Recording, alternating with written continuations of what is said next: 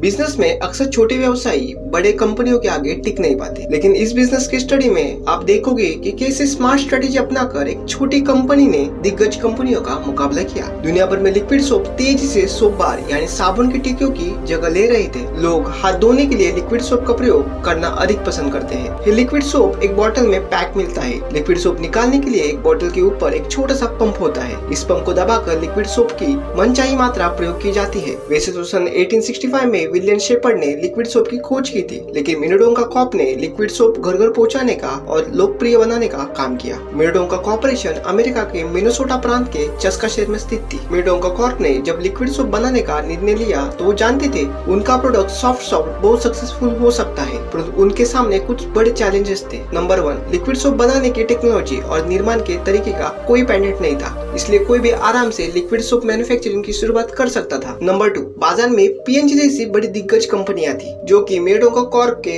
Soft soap liquid soap की copy बनाकर बाजार में उतार सकती थी और अपने महंगे मार्केटिंग एडवर्टाइजिंग बजट से बाजार को कंट्रोल कर सकती थी। ऐसे होने की पूरी संभावना थी और ऐसे होने पर मिनेटोंका कॉर्प का प्रोडक्ट कुछ दिनों में घाटे का सौदा बन जाता। ये बातें मिनेटोंका कॉर्पोरेशन के मालिक रॉबर्ट आर टॉयलर अच्छी तरह से जानते थे। उनकी छोटी सी कंपनी बड़े मार्केट लीडर कंपनियों का मुकाबला नहीं कर सकती। उनका प्रोडक्ट बाजार में आने के कुछ दिन बाद ही कंपनियां मिलजुल कर लिक्विड सोप को बाजार में ले आएंगे। रॉबर्ट आर टॉयलर ने सोचा कि बड़ी कंपनियों को रोक तो नहीं सकते, लेकिन अगर उन कंपनियों के प्रोडक्ट को मार्केट में आने से रोका जा सकता तो मोटा प्रॉफिट कमाया जा सकता है। ज्यादा न सही, लेकिन अगर कुछ महीना या कुछ साल भी वो बड़ी कंपनियों को मार्केट में देंद लगाने से रोक सके तो बहुत फायदा हो सकता है। अब मिनेटोंका कॉर्पोरेशन के मैनेजमेंट ने गौर किया कि लिक्विड सोप यूज करने के अनुभव में पंप वाली बोतल का खास महत्व है। पंप दबाकर सोप निकालना ही तो सबसे खास बात है, वरना साबुन तो हमेशा बाजार में उपलब्ध है। लिक्विड सोप की बोतल में लगने वाली छोटे से पंप को बनाने की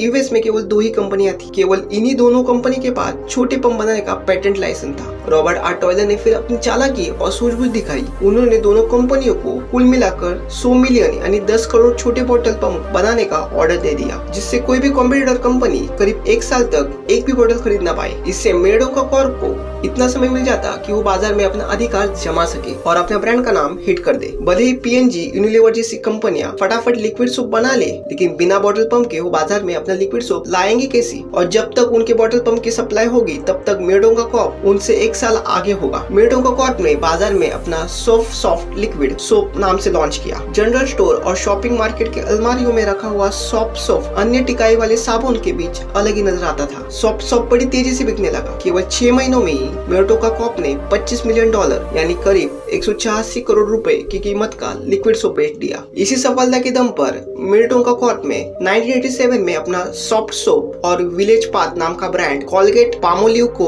$21 मिलियन में बेचा। इसके 2 साल बाद यूनिलीवर ने मिनेटोंका कॉर्प को $376 मिलियन यानी 2807 करोड़ रुपए में खरीदा। मिनेटोंका कॉर्प के Kashmiri owner Robert R Taylor की मृत्यु सन 2013 में हुई।